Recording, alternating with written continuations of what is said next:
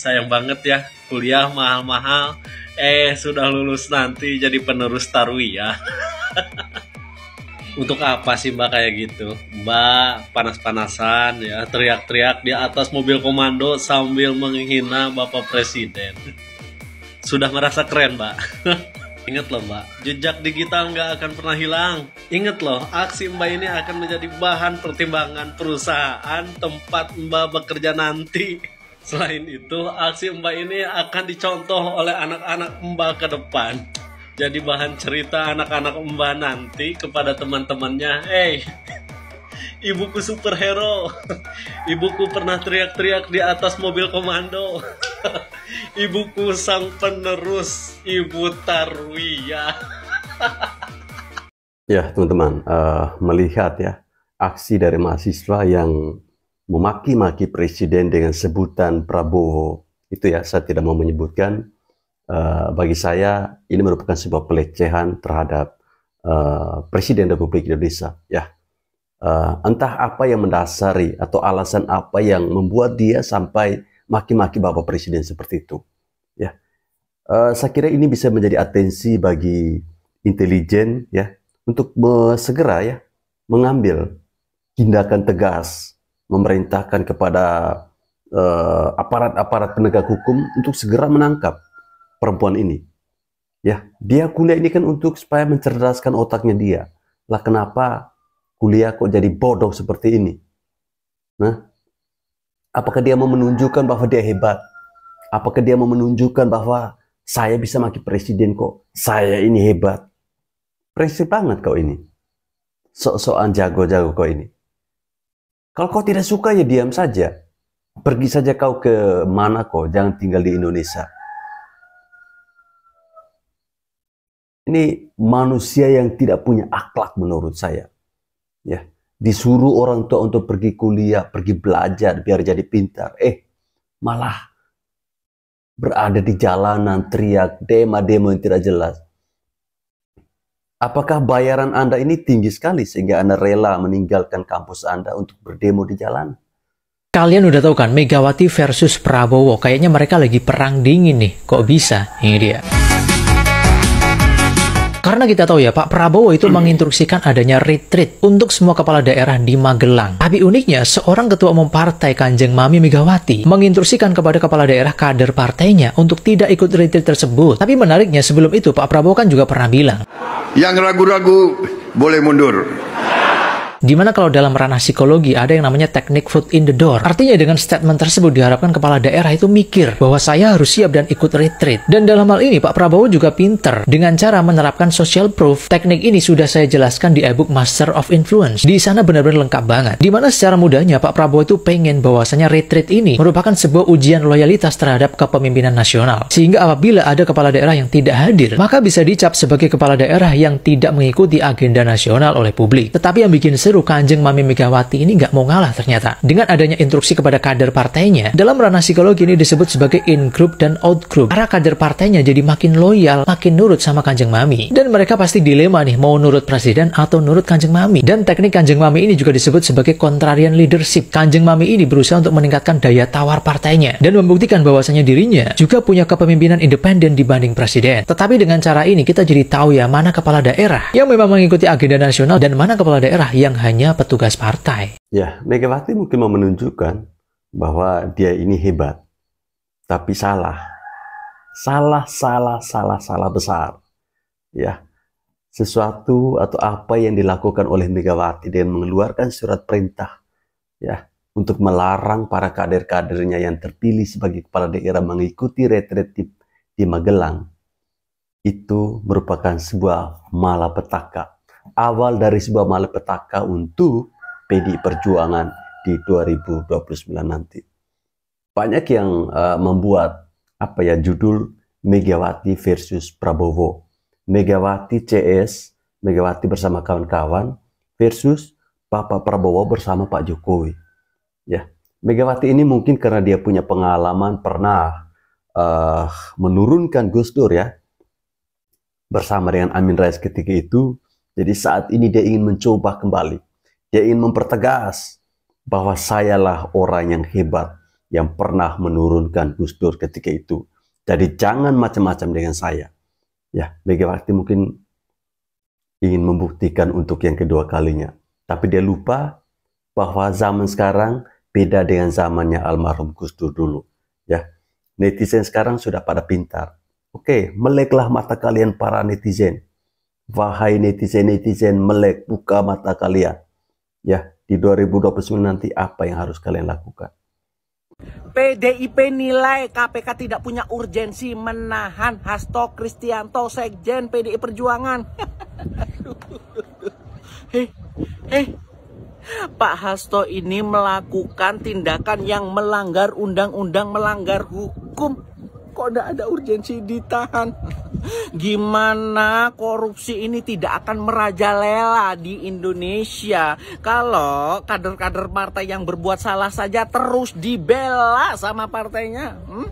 Gimana rakyat Indonesia mau sentosa kalau yang seperti ini dibela? Sekalian saja bubarkan lembaga-lembaga yang menangani korupsi atau kejahatan-kejahatan yang dilakukan oleh para pejabat. Biar sekalian enak sudah, percuma. Ya, capek. Yuk netizen, gimana komentar kalian tentang berita ini? Pasti kalian gedek kan? Kesel kan? Saya kesel, gedek. Aduh. PDIP merasa negara ini punya miliknya mereka ya. Merasa negara ini miliknya nenek moyangnya mereka ya. Sehingga mereka katakan bahwa penahanan Hasto itu oleh KPK itu bukan merupakan sebuah hal yang sangat urgensi. Weh brengsek, weh setan, weh lempe. Namanya bersalah ya, sudah terbukti melakukan kesalahan. Tidak ada lagi istilahnya urgensi atau tidak. Itu haknya sebuah lembaga, haknya KPK untuk menahan, menetapkan seseorang. Bukan malah Anda mau mengatur-ngatur. Ya Anda sama ketua umum Anda ini sama saja ya, sok mengatur-ngatur. Ya, sok merasa bahwa negara ini milik Anda. Tidak tahu malu sama sekali sih, nggak tahu diri sama sekali sih kalian ini. Wow, seru nih netizen. Jadi ini pertarungan, saya melihat tadinya Jokowi vs Megawati berubah loh Sekarang menjadi Megawati CS dan kawan-kawan melawan pemerintahan Prabowo dan Jokowi. Ya, jadi kalau Anda lihat ada gerakan, gugatan, ya seperti ini. Sudah ke-5 kalinya datang ke KPK untuk hari ini untuk meminta agar KPK kembali menelaah atau membuka laporan saya sebelumnya, yaitu tahun 2022 dan tahun 2024. Karena tentang dugaan korupsi nepotisme dan tindak pidana pencucian uang yang dilakukan oleh Joko Widodo dan keluarganya. Saya mau katakan apa adanya. Kalau ada kekurangan, kita semua ada kekurangan. Semua pemimpin ada kekurangan. Jangan memfitnah, jangan menyerang. Kita semua punya kekurangan. Nah, saudara, kita masyarakat belajar coba memahami perseteruan Jokowi vs Megawati ini berlanjut terus berkembang menjadi liar. Ya, akhirnya menjadi Megawati lawan pemerintah Prabowo.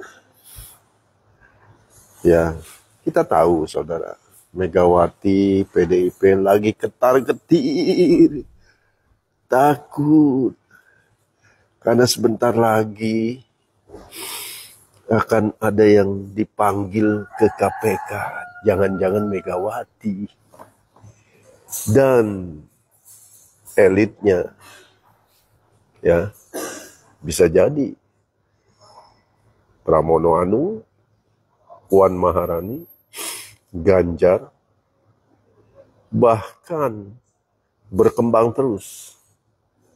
Ya, jadi kita tidak heran kalau undang-undang perampasan aset tidak mau ditandatangani oleh PDIP, ya, dan pernyataan Megawati bahwa kadernya bisa habis semua, ya, bisa habis semua, miskin semua, ya.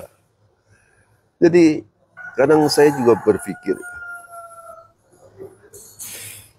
ketika muncul isu pengalihan, ada gugatan ke KPK Pak Jokowi, ya. Saya ingin komentar buat kalian yang menggugat Pak Jokowi, karena kalian ini kan ya pengamat politik, ya kan, bahkan praktisi hukum. Saya mau tanya, kalau Anda yang tidak membawa bukti kepada KPK kemudian mau menggugat Pak Jokowi, ya, kemudian masyarakat berpikir kalian ini pasti suruhan Megawati. Kenapa? Pastilah. Karena yang sangat bermasalah dengan hukum adalah PDIP dan Megawati. Bukan saja saat ini Hasto jadi tersangka kasus Harun Masiku terkait dengan penyuapan, tapi kan juga masalah Indosat dijual, ya, BLBI, penghapusan utang BLBI, penjualan aset. Ini kan bukan perkara kecil, bicara ribuan triliun yang dilakukan oleh Megawati. Kok kalian yang katanya pejuang-pejuang 88 misalnya, atau pejuang demokrasi, atau apalah sebutan kalian, kenapa kok nggak menyasar ke sana? Dan yang lucunya lagi, Anda menyasar Jokowi yang katanya masih dugaan. Jadi bukankah kalian ini kelihatan jadi kayak dagelan stand up comedy? Ketahuan bener kalian ini, ya, siapa di belakangnya. Jadi ya, karena biarpun tidak terbukti, tapi kan kalau terjadi di BAP, misalnya dipanggil KPK atas laporan A, B, dan C, ini kan juga akhirnya akan menurunkan kredibilitas Bapak Jokowi di mata masyarakat. Itu kan yang kalian mau. Bukan soal terbukti atau tidak. Kalian berupaya ingin melakukan karakter assassination. Saya paham itu. Kenapa? Karena saya pernah ngalamin. Ketika bisnis saya mau diambil alih oleh orang lain, ya, karena terjadi masalah kisru di dalam perusahaan, maka dibuatlah laporan LP, laporan polisi namanya. Belum terbukti dan belum di BAP. Buatlah laporan. Kemudian dari hasil laporan LP itu sudah dipublikasikan ke media. Dan ketika saya waktu itu di BAP, ya sudah jelas lah. Lucu. Jadi pertanyaannya saya bilang, apakah Anda sebagai penyidik sudah melakukan BAP kepada pelapor? Ya nanti katanya. Jadi ketahuan sekali. Ketahuan sekali tujuannya adalah karakter assassination agar aset saya bisa dibeli dengan murah ketika nama baik saya hancur. Gitu. Tapi kalian lupa. Ada pasal pencemaran nama baik. Di mana akhirnya saya menggugat balik atas laporan itu. Dan mereka yang melaporkannya, ya, harus mengganti kerugian material belasan miliar kepada saya. Dan itulah yang terjadi. Jadi kalau kalian mau melapor ke KPK, mau melapor macam-macam, Saya ingatkan kalian, hati-hati ada pasal pencemaran nama baik. Kalau dulu Pak Jokowi, dia tidak akan melakukan laporan pencemaran nama baik karena dia sebagai presiden. Tapi sekarang dia adalah orang biasa. Bisa saja dia melaporkan kalian sebagai pencemaran nama baik. Apakah Anda siap dilaporkan? Itu aja yang kalian harus jawab. Jadi sudahlah, masyarakat sekarang kita sudah tahu ya, netizen. Ini adalah perseteruan Jokowi versus Megawati yang berkembang menjadi Megawati versus pemerintahan Prabowo dan Jokowi. Sekarang pertanyaan saya, kita bertanya semuanya. Kira-kira siapa yang menang ya? Kira-kira siapa yang menang ya? Ya, rekam jejak sudah ada, bukti sudah ada, pernyataan Gus Dur tentang Megawati siapa sudah ada. Ya kan, kerugian negara sudah jelas. Sudah jelas toh, Indosat dijual rugi, penghapusan hutang, berapa banyak dana yang masuk ke Megawati. Kenapa kalian tidak melaporkannya? Kenapa bahkan melaporkan tentang Jokowi yang bahkan nggak punya bukti-bukti? Begitu, ya.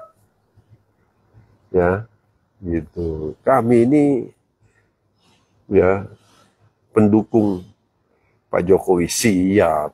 Kalau kalian baser, berani-beranian, saya lebih dari siap untuk menghadapi kalian. Ya, oke. God bless you all the best. Ya, melihat orang-orang yang ingin menggugat Bapak Jokowi ini seperti menggali lubang kemudian masuk ke dalam lubang itu sendiri ya. Orang yang awalnya sebenarnya tidak mau menyinggung soal kasus-kasus yang Megawati ya selama dia menjabat sebagai presiden, artinya mulai terungkap kembali ya. Orang sudah mulai lupa tentang BLBI, orang sudah mulai lupa tentang penjualan aset Indosat dan aset-aset yang lainnya.